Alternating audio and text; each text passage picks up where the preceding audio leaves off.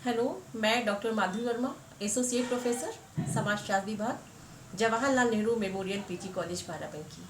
आज मैं पुनः आपके सामने उपस्थित हूँ केस स्टडी मेथड पार्ट 3 के साथ में।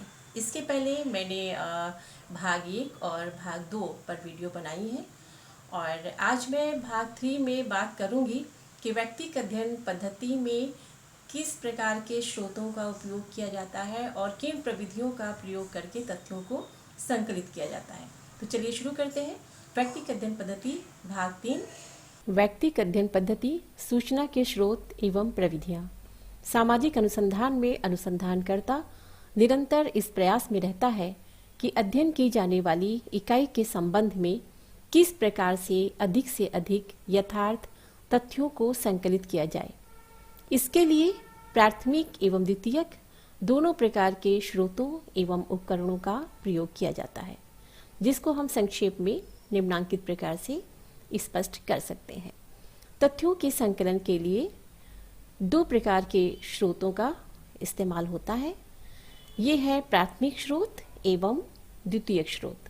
सबसे पहले हम चर्चा करेंगे प्राथमिक स्रोत के बारे में। प्राथमिक स्रोत दो तरह के होते हैं, प्रत्यक्ष स्रोत एवं अप्रत्यक्ष स्रोत।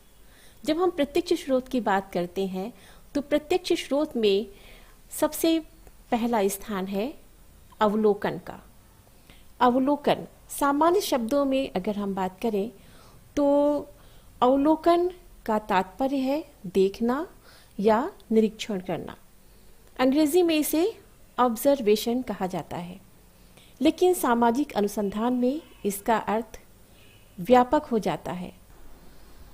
मोजर ने इसे संक्षिप्त रूप में परिभाषित करते हुए कहा है कि सीमित रूप में अवलोकन कानों एवं वाणी की अपेक्षा नेत्रों के उपयोग को इंगित करता है।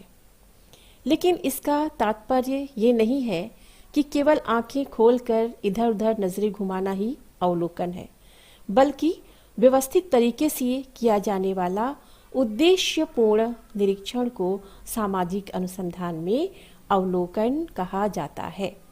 जैसे कि यदि हम सड़क पे खड़े हुए हैं, चौराहे पे खड़े हुए हैं और इधर उधर हम नज़रें घुमा रहे हैं, गाड़ियाँ जा रही हैं, टू व्हीलर फोर व्हीलर चल रही हैं, तो ये अवलोकन नहीं है। लेकिन अगर हमें ये देखना है कि चौराहे पर चल रही गाड़ियों में जो फोर व्हीलर है या टू व्हीलर है, कितनी महिलाएं टू व्हीलर या फोर व्हीलर का इस्तेमाल कर रही हैं या चला के जा रही हैं, अगर हम इस तथ्य का अवलोकन करने के लिए वहाँ पे खड़े हैं और निरीक्षण कर रहे हैं, तो ये हमारा जो अवलोकन है ये एक उद्देश्यपूर्ण अवलोकन कहा जाएगा, क्योंकि हमारे देखने का या निरीक्षण करने का एक मकसद है और एक उद्देश्य है। कहने का अभिप्राय ये है कि अध्ययन विषय के संबंध में या जो अध्ययन का हमारा विषय है, जो समस्या है, यदि हम उसका उद्देश्यपूर्ण तरीके से हम निरीक्षण करते हैं तो ही सामाजिक अनुसंधान में उसे अवलोकन कहा जाता है। अवलोकन के 3 प्रमुख प्रकार हैं, सहभागी अवलोकन, असहभागी अवलोकन और अर्ध सहभागी अवलोकन। सबसे पहले हम बात करते हैं सहभागी अवलोकन की। जब हम सहभागी अवलोकन की बात करते हैं तो सहभागी का तात्पर्य है कि हम किसी समूह या समुदाय जिसका कि हम अध्ययन करने जा रहे हैं, उस समूह समुदाय या समाज के बीच में लोगों के साथ में हम सहभागिता करते हैं, वहाँ हम रहना शुरू करते हैं उनका अध्ययन करने के लिए, यानी हम उनके सामाजिक जीवन में सहभागी बनते हैं, तो इसे सहभागी अवलोकन कहा जाता है। सहभागी अवलोकन 2 प्रकार से हो सकता है। एक तो ये कि जिस समाज समुदाय या समूह का हम अध्ययन करने जा रहे हैं वहाँ पर हम अपनी पहचान को छिपा लें, लोगों को ये ना पता चले कि हम वहाँ पर किस मकसद से या किस उद्देश्य से गए हैं। और दूसरी बात यह है कि हम अपनी पहचान को स्पष्ट कर दें कि हमारा इस समुदाय में या इस समूह में आने का क्या उद्देश्य है या किस उद्देश्य के कारण हम यहाँ पर आए हैं। तो ये दोनों तरीकों से हम सहभागी हो सकते हैं। यद्यपि किसी भी समूह में जो कि हमारे लिए बिल्कुल अपरिचित हो, वहाँ पर जा करके सहभाग करना बहुत आसान नहीं होता है। इसके पहले हम इस पे काफ़ी चर्चा कर चुके हैं। और सहभागी अवलोकन अनेक जो है विद्वानों ने सहभागी अवलोकन का उपयोग करते हुए अध्ययन किया है। जैसे कि हम जॉन हार्वर्ड की बात कर सकते हैं, मानवशास्त्री मालिनोव्स्की की बात कर सकते हैं, लेपियर की बात कर सकते हैं। तमाम ऐसे विद्वान हैं जिन्होंने सहभागी अवलोकन करके तथ्यों को संकलित किया है। और इसी में एक बहुत ही महत्वपूर्ण कड़ी है प्रमिला कपूर की, जिन्होंने विषयों पर अध्ययन किया है और वो भी सहभागी अवलोकन के माध्यम से। अगर आप हमारे पहले की वीडियो देखेंगे तथ्य संकलन, तो उसमें हमने बहुत ही विस्तार पूर्वक अवलोकन पर चर्चा की है।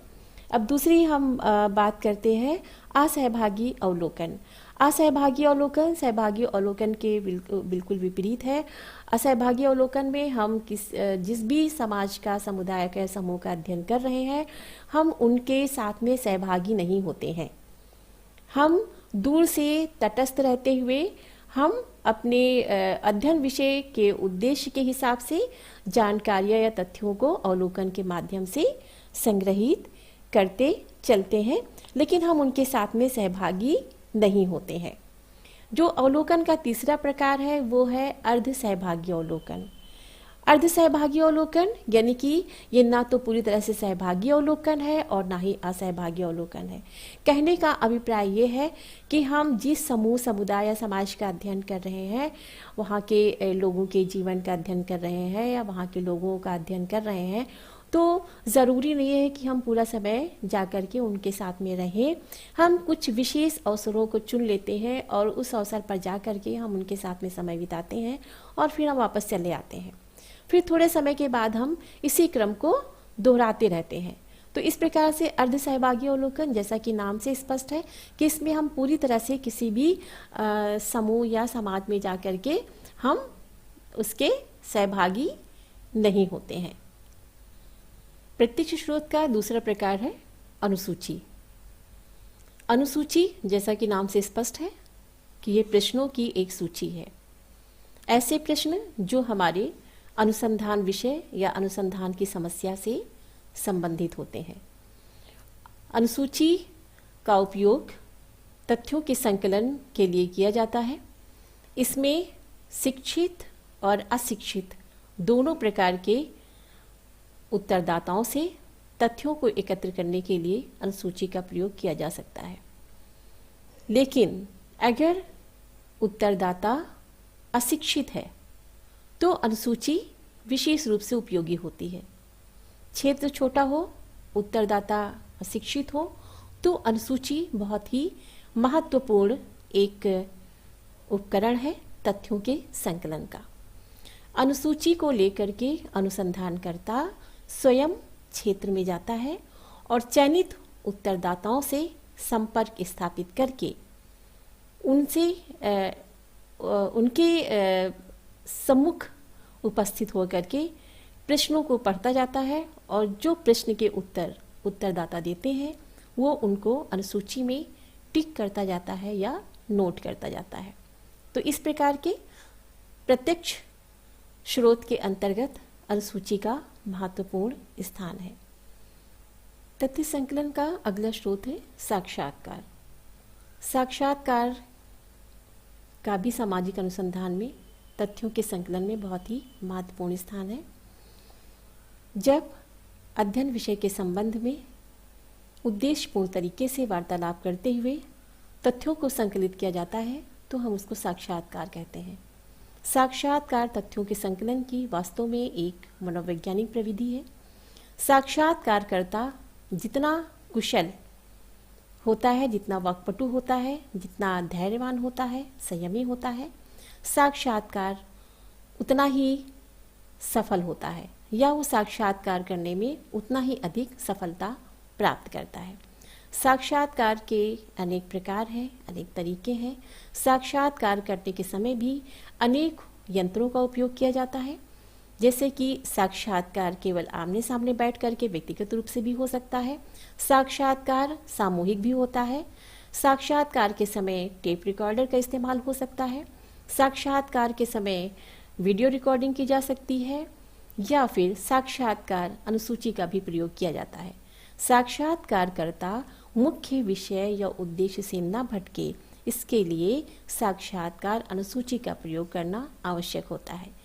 कई बार ये अनुसूची बहुत सारे प्रश्नों वाली होती है और कई बार इस अनुसूची को हम एक संक्षिप्त गाइडलाइन का भी नाम देते हैं, जिसमें मुख्य मुख्य बिंदु या मुख्य मुख्य बातें नोट रहती हैं, जिन पर साक्षात्कारकर्ता को फोकस करते हुए उत्तरदाताओं के साथ में साक्षात्कार करके तथ्यों का संकलन करना होता है। प्राथमिक स्रोत का जो दूसरा प्रकार है वह है अप्रत्यक्ष स्रोत। अप्रत्यक्ष स्रोत प्राथमिक तथ्यों का संकलन करने के लिए अनुसंधानकर्ता को कभी कभी प्रत्यक्ष के साथ साथ अप्रत्यक्ष स्रोतों का भी उपयोग करना पड़ता है, जिसमें उत्तरदाताओं के साथ में संपर्क स्थापित किए बिना ही तथ्य संकलित किए जाते हैं। हालांकि अगर हम बात करें तथ्य संकलन के प्रत्यक्ष स्रोत की, तो प्रत्यक्ष स्रोतों के माध्यम से तथ्यों को संकलित करना कहीं अधिक उपयोगी होता है, लेकिन आज के समय में अप्रत्यक्ष स्रोत का भी चलन बढ़ता चला जा रहा है। अप्रत्यक्ष स्रोत की बात करें तो अप्रत्यक्ष स्रोत में हम उत्तरदाताओं के सम्मुख उपस्थित नहीं होते हुए भी तथ्यों को संकलित करने में सक्षम या सफल होते हैं। अप्रत्यक्ष स्रोत में सबसे पहला जो प्रविधि है वह है प्रश्नावली। प्रश्नावली प्रश्नों की एक सूची है। जिस प्रकार से अनुसूची प्रश्नों की सूची है, उसी प्रकार से प्रश्नावली भी प्रश्नों की एक सूची होती है, एक ऐसी सूची जो अनुसंधानकर्ता के अध्ययन विषय से संबंधित होती है। प्रश्नावली में के इस्तेमाल का तरीका ये है कि पहले प्रश्नों को तैयार कर लेते हैं। प्रश्नों को तैयार करने के पश्चात उत्तरदाता जो हमारे चयनित हैं, जिनसे हमें जानकारी प्राप्त करनी है, इकाइयां हैं जो हमारी, उनके पास प्रश्नावली को उनके पते पर डाक के माध्यम से प्रेषित किया जाता है। और डाक के माध्यम से प्रेषित करने के समय कुछ सावधानियां बरतनी पड़ती हैं। उसमें सबसे पहली बात तो ये है कि जब भी हम प्रश्नावली को डाक के माध्यम से प्रेषित करते हैं, तो प्रश्नावली को प्रेषित करने का जो लिफाफा है, उस लिफाफे के अंदर हम एक वापसी का डाक टिकट लगा हुआ लिफाफा भी रखते हैं, और साथ में उसमें हम एक पत्र भी डालते हैं। वो पत्र जो है वो एक तरह से प्रेरक का काम करता है, मोटिवेट करने का काम करता है उत्तरदाता के, जिसमें हम उनसे ये अनुरोध करते हैं कि आपके द्वारा प्रश्नों का उत्तर देना हमारे लिए कितना महत्वपूर्ण है, या आपका प्रश्नों का उत्तर हमारे अनुसंधान कार्य के लिए कितने महत्वपूर्ण है। तो इस प्रकार से प्रश्नावली के द्वारा हम तथ्यों को एकत्र करते हैं। उसके पश्चात टेलीफोन द्वारा साक्षात्कार का भी आज के समय में प्रचलन बढ़ गया है। जब अनुसंधान का क्षेत्र बहुत ही व्यापक होता है, बहुत ही फैला हुआ होता है, तभी हम प्रश्नावली का प्रयोग करते हैं। लेकिन प्रश्नावली का प्रयोग करते समय एक चीज़ का हमें ध्यान में रखना ज़रूरी होता है कि प्रश्नावली का प्रयोग हम केवल उन्हीं उत्तरदाताओं से तथ्यों को संकलित करने के लिए कर सकते हैं जो कि शिक्षित हों। अशिक्षित पर हम प्रश्नावली का प्रयोग नहीं कर सकते हैं। फिर जब हम दूसरी बात करते हैं टेलीफोन द्वारा साक्षात्कार की, तो इसमें भी जब क्षेत्र बहुत बड़ा होता है और वहाँ तक की पहुँच पाना संभव नहीं होता है, एक एक व्यक्ति से साक्षात्कार करना, दूर दूर तक जाना अनुसंधानकर्ता के लिए जब संभव नहीं हो पाता है, तो ऐसी स्थिति में टेलीफोन द्वारा साक्षात्कार किया जाता है। टेलीफोन द्वारा साक्षात्कार लेने के लिए सबसे पहले जो चयनित इकाइयाँ हैं जिनसे हमें तथ्यों को संकलित करना है, उनसे टेलीफोन करने से पहले उनसे समय ले लिया जाता है कि किस समय पर उनसे बात हो सकती है, और उनको अपना उद्देश्य बता दिया जाता है ताकि वो समय दे सकें और समय पर टेलीफोन के द्वारा टेलीफोन उठा लें और उसके द्वारा हम जो भी प्रश्न करें उसके उत्तर वो हमको दें और हमारा कार्य हो सके। तो टेलीफोन के द्वारा भी आज के समय में साक्षात्कार होने लगे हैं। अब साक्षात्कार की बात करें तो अनुसंधान कर्ता जो है वो तो साक्षात्कार के द्वारा, टेलीफोन द्वारा साक्षात्कार करके तथ्यों को संकलित करता ही करता है। अब तो बहुत से क्षेत्रों में अगर अपॉइंटमेंट की बात करें, मल्टी नेशनल जो कंपनीज़ हैं उनमें भी टेलीफोन के द्वारा कई स्तरों पर साक्षात्कार किया जाता है, उसके पश्चात सिलेक्शन किया जाता है। तो आज के समय में ये टेलीफोन द्वारा साक्षात्कार बहुत ही एक महत्वपूर्ण प्रविधि के रूप में ये प्रचलन में आ चुका है। अब तीसरी अगर हम बात करते हैं प्रतिनिधि प्रविधि की, तो प्रतिनिधि प्रविधि का मतलब ये है कि अगर मान लीजिए हमें किसी एक क्षेत्र से, एक समूह से, एक पर्टिकुलर एक एरिया से अगर हमें तथ्यों को संकलित करना है और वहाँ तक जा पाना संभव नहीं है या वहाँ सबसे मिल पाना संभव नहीं है, तो ऐसी स्थिति में वहाँ के कुछ लोगों के साथ में जो उस समूह के जो प्रतिनिधि होते हैं, जो उस समूह को रिप्रेजेंट करते हैं, रिप्रेजेंटेटिव होते हैं, उनसे मिल करके उनसे मिल करके हम जो है तथ्यों को संकलित करते हैं, जिसको कहा जाता है प्रतिनिधि प्रविधि। और इसी में अगर हम बात करें कि जो हमारे देश के जो महत्वपूर्ण व्यक्ति हैं, जो बड़े बड़े पदों पर आसीन हैं, मंत्री हैं, एमएलए हैं, एमपी हैं, तो कई बार इनसे भी सीधे तौर पर किसी भी चीज़ के बारे में जानकारी प्राप्त करना हो तो उनसे सीधे प्रत्यक्ष मिलना संभव नहीं होता है। ऐसी स्थिति में उनके अपने पीए होते हैं या उनके अपने प्रतिनिधि होते हैं जो इस प्रकार के प्रश्नों का उत्तर उनकी ओर से देते हैं। और जो बड़ी बड़ी जो पार्टीज़ होती हैं उनके प्रवक्ता ये काम करते हैं, जो अपनी पार्टी की ओर से जो भी इंटरव्यू देना होता है, साक्षात्कार देना होता है, जो भी चीज़ें बतानी होती हैं वो स्वयं ही उस चीज़ को करते हैं। तो इस प्रकार से प्रतिनिधि प्रविधि के माध्यम से भी तथ्यों का संकलन किया जा सकता है। फिर अप्रत्यक्ष स्रोत में रेडियो और टेलीविज़न का भी उपयोग किया जाता है, इसके माध्यम से भी तथ्यों को संकलित किया जाता है। लेकिन जब हम रेडियो और टेलीविज़न की बात करते हैं तो ये सर्वसामान्य सभी के लिए ये सुलभ नहीं होता है। लेकिन कई बार ऐसा होता है कि अगर कोई ज्वलंत विषय है, समसामयिक कोई समस्या उत्पन्न हो जाती है, तो ऐसी स्थिति में अगर उस पर सर्वे करना है, अनुसंधान करना है, तो रेडियो और टेलीविज़न के माध्यम से जो कार्यक्रम प्रसारित होते हैं, कार्यक्रम की समाप्ति पर या कार्यक्रम के बीच में कुछ एक प्रश्नों को, जो ज्वलंत मुद्दे होते हैं उस समय के, वो श्रोताओं के सम्मुख रखे जाते हैं और उनसे उनकी मत या उनके ओपिनियन या उनकी राय मांगी जाती है और एक एड्रेस दिया जाता है या फिर वो मेल करके भी अपने मतों को, अपने जवाब को भेज सकते हैं उस एड्रेस पर। या जब इस प्रकार का मेल या इतना सोशल मीडिया इतना डेवलप नहीं हुआ था, तो उस समय पर पोस्ट कार्ड के माध्यम से पहले के समय में लोग जवाब भेज दिया करते थे, जो भी पोस्ट बैग नंबर हुआ करता था रेडियो का या टेलीविज़न का, जो अपना एक एड्रेस हुआ करता था। तो इसके माध्यम से भी बहुत ज़्यादा जानकारियाँ, समसामयिक जो मुद्दे हैं, समस्याएं हैं, उनके बारे में श्रोताओं से जो है प्राप्त हो जाते हैं और श्रोता उनके जवाब जल्दी से दें, जल्दी मिले, इसके लिए उसमें कुछ योजनाएं भी डाल दी जाती हैं कि उसमें कुछ पुरस्कार, कुछ इनाम की व्यवस्था की जाती है, जो कि शीघ्र अतिशीघ्र, अधिक से अधिक, जल्दी से जल्दी और काफ़ी मात्रा में जिसके द्वारा तथ्य संकलित हो जाते हैं, लोग जल्दी से जल्दी अपने विचारों को प्रेषित कर देते हैं। तो इस प्रकार से प्राथमिक स्रोत की अगर हम बात करें तो प्रत्यक्ष और अप्रत्यक्ष दोनों ही प्रकार के स्रोतों के माध्यम से तथ्यों का संकलन किया जाता है। अब हम बात करते हैं व्यक्तिगत अध्ययन पद्धति के तथ्य संकलन के द्वितीय स्रोत के बारे में। द्वितीय स्रोत की अगर हम बात करें तो उसमें सबसे पहला स्थान आता है डायरी का। डायरी कहने का मतलब ये है कि मान लीजिए कि हम किसी व्यक्ति का अध्ययन कर रहे हैं व्यक्तिगत अध्ययन पद्धति के माध्यम से, तो डायरी जो है बहुत ही एक महत्वपूर्ण स्रोत होती है तथ्यों को या जानकारी को प्राप्त करने का। बहुत से लोग ऐसे होते हैं जिनको डायरी लिखने का शौक़ होता है और बिना डायरी लिखे उनको नींद नहीं आती है। सोने से पहले वो दिन भर की जो भी महत्वपूर्ण घटनाएं उनके जीवन की होती हैं, जो भी घटनाएं घटती हैं, उनको डायरी में लिपिबद्ध करना वो नहीं भूलते हैं।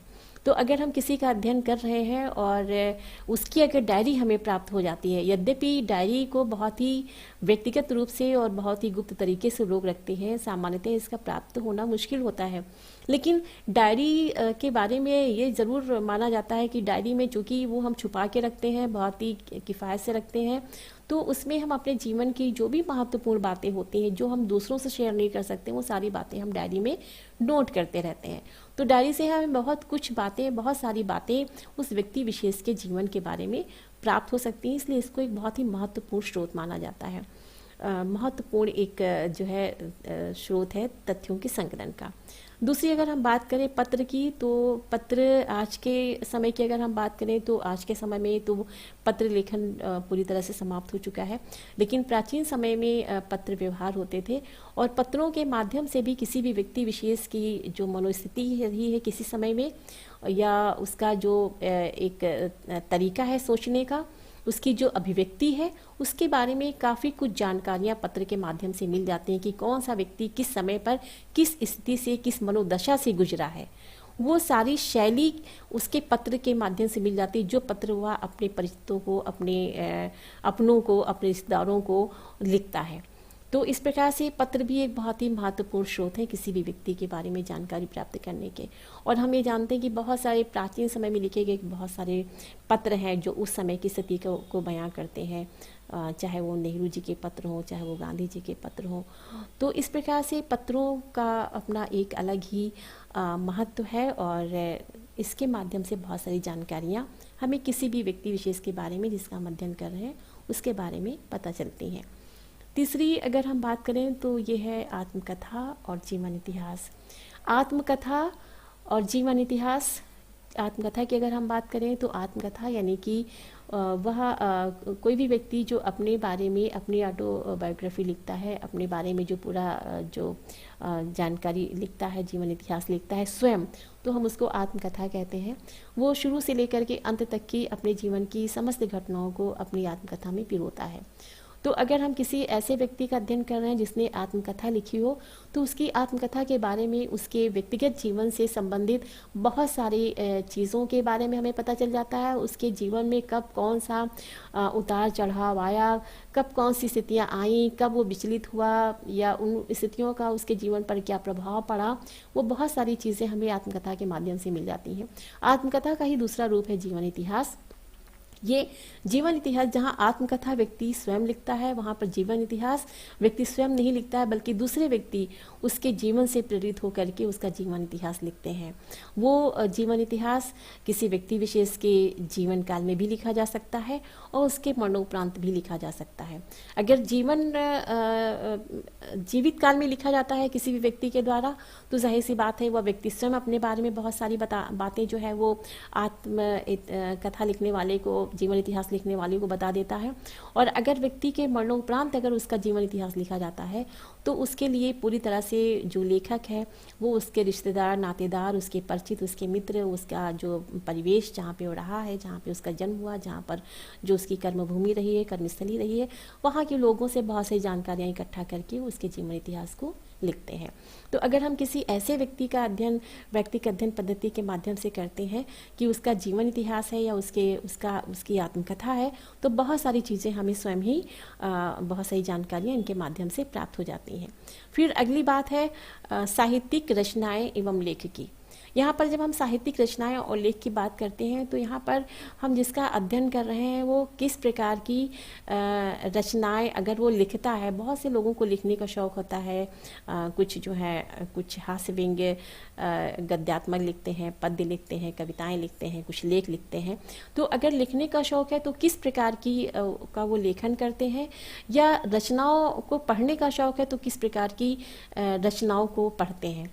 तो इससे भी किसी भी व्यक्ति विशेष की जो मनोस्थिति है, जो उसका व्यवहार है, जो उसकी मनोदशा है, जो उसकी सोच है समाज को लेकर के, लोगों को लेकर के, जीवन का जो नज़रिया है, उसके प्रति उसकी जो सोच है वो उसकी रचनाओं में, उसके लेख में हमें दिखाई पड़ जाती है। फिर अगली हम बात करते हैं इच्छित पुस्तकें। जब हम इच्छित पुस्तकों की बात करते हैं तो हम यहाँ पर अभिप्राय ये है कि हम जिसका अध्ययन कर रहे हैं वह इंसान किस प्रकार की पुस्तकों को इकट्ठा करता है या किस प्रकार की पुस्तकों का पढ़ने का उसे शौक है। यानी कि वो कहानियाँ पढ़ता है, उपन्यास पढ़ता है, जासूसी उपन्यास पढ़ता है, सामाजिक उपन्यास पढ़ता है, या वो फैंटेसी, किस प्रकार की पुस्तकों को पढ़ने का शौक है। तो जिस प्रकार की पुस्तकों का उसके पास में कलेक्शन है, जिस प्रकार की पुस्तकों को वो पढ़ता है, उससे भी हम उसके व्यवहार, उसकी सोच, उसकी मनोभावनाओं को समझने में समर्थ हो सकते हैं। फिर अगली बात है फोटोग्राफ एल्बम की। बहुत से लोगों को शौक होता है अलग अलग प्रकार के फोटोग्राफ्स को इकट्ठा करने की, उनका एल्बम बनाने की। तो यहाँ पर हम ये देखते हैं कि अगर किसी को फोटोग्राफ एल्बम का शौक है तो उसने किस प्रकार के फोटोग्राफ्स जो है वो एल्बम में लगा रखे हैं। यानी अगर वो प्रकृति प्रेमी होगा तो पहाड़ों का, झरनों का, हरियाली का, फ्लावर्स का, प्लांट्स का, पेड़ पौधों का, इस प्रकार के होंगे।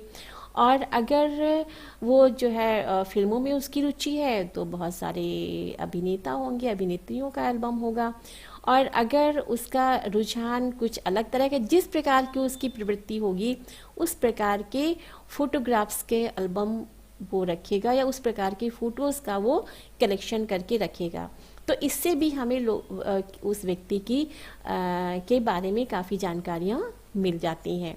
फिर है पुरस्कार एवं प्रमाण पत्र। यदि किसी व्यक्ति को अपने जीवन काल में कुछ पुरस्कार मिले हैं, कुछ उसके पास प्रमाण पत्र है, तो पुरस्कार किस प्रकार का है, प्रमाण पत्र किस प्रकार के हैं, किस प्रकार के कार्य को करने के लिए उसको पुरस्कृत किया गया है, उसको प्रमाण पत्र मिला है, किसी खेल में रुचि है, साहित्य में रुचि है, किस प्रकार के कार्य को करने के लिए उसको सम्मानित किया गया है।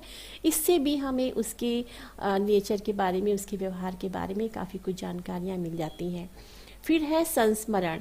अगर हम संस्मरण की बात करें तो सामान्य शब्दों में संस्मरण का मतलब ये होता है कि अगर हम कहीं जाते हैं, कहीं चाहे हम भ्रमण के लिए जाएं, यात्रा पे जाएं, और वहाँ पे जो चीज़ें हमें अच्छी लगती हैं या हमें जो जो चीज़ें वहाँ पर देखने को मिलती हैं उनको हम नोट कर लेते हैं डायरी में, या वहाँ से आने के बाद हम उनको लिपिबद्ध करते हैं, लिख करके रखते हैं। तो वो एक तरह से वो संस्मरण कहे जाते हैं। अगर हम सामान्य शब्दों में बात करें, साहित्यिक बात अगर हम इसको साहित्यिक इसका विश्लेषण ना करें तो संस्मरण के, जैसे मान लीजिए अगर हम कहीं घूमने गए और वहाँ पर जैसा वातावरण रहा, जैसी स्थितियाँ हमें दिखाई पड़ी, लोग किस प्रकार के हैं, कैसी भाषा है, कैसी शैली है, कैसा वहाँ की व्यवस्था है, खान पान कैसा है, रहन सहन कैसा है, वो सब हम लिखते हैं। तो फिर कभी अगर कोई उस चीज़ को देखेगा, पढ़ेगा, तो पता चल जाएगा कि उस जगह के लोगों की संस्कृति, कल्चर कैसा रहा है।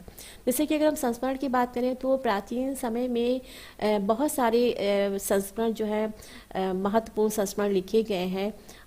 कुछ विदेशी जो हमारे यहाँ यात्रा पर आए थे, जैसे कि कुछ एक नाम अगर हम लें तो अगर हम फायान का नाम लेते हैं, वेंगसांग का नाम लेते हैं, मेगास्थनीज का नाम लेते हैं, तो ये वो यात्री हैं जिन्होंने भारत का जब भ्रमण किया तो उसके बारे में जो लिखा है, उनके संस्मरण, उस समय के भारत की स्थिति, भारत की दशा, भारत का व्यापार, भारत का जो सामाजिक जीवन है, उसकी जानकारी उन संस्मरणों के माध्यम से हमें मिल जाती है।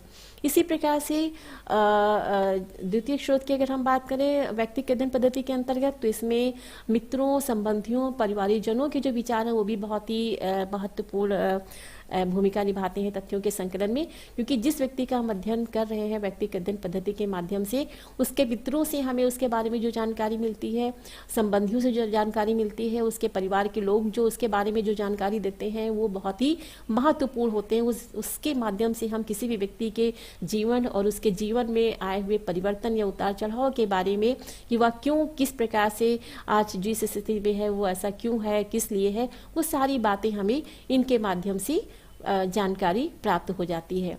फिर अगर हम बात करें द्वितीय स्रोत में, तो विद्यालय, पुलिस, जेल, कार्यालय के रिकॉर्ड्स जो है वो भी बहुत ही महत्वपूर्ण भूमिका निभाते हैं।